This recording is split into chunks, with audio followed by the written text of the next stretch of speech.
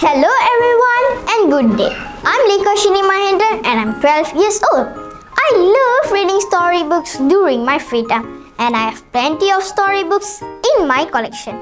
Every year my book collection keeps growing and growing since my parents love to gift me books for my special days.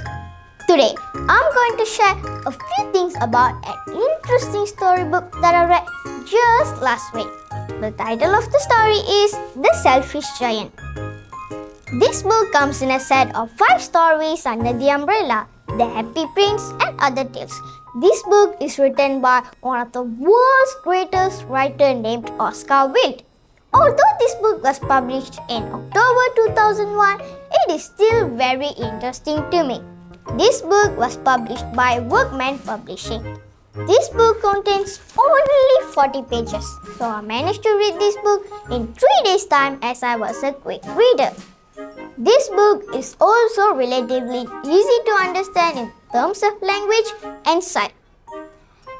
At the same time, Oscar Wilde's witty writing style captivated my attention, keeping me on my toes right from the beginning till the end.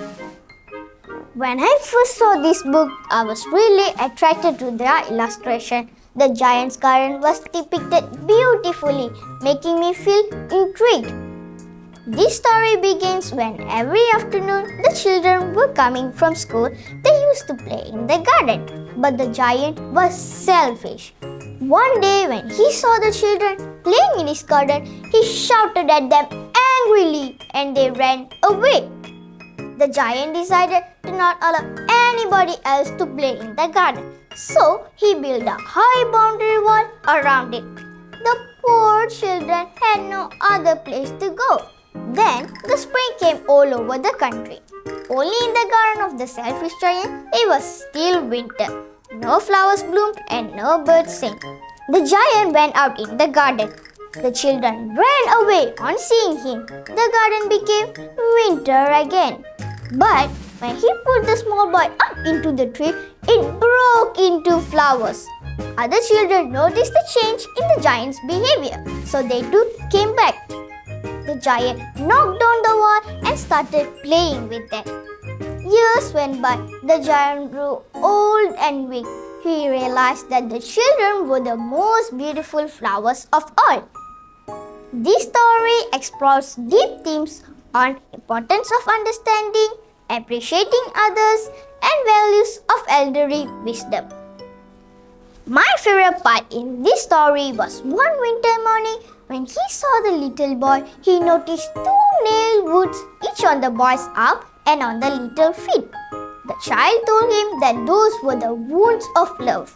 It further told that he had to come to take him to his garden, which was paradise. In the afternoon, the giant was found lying dead under the tree. Despite the fantastical premise, the characters in this story are relatable and well developed. Readers are able to learn to look beyond appearances of each individual.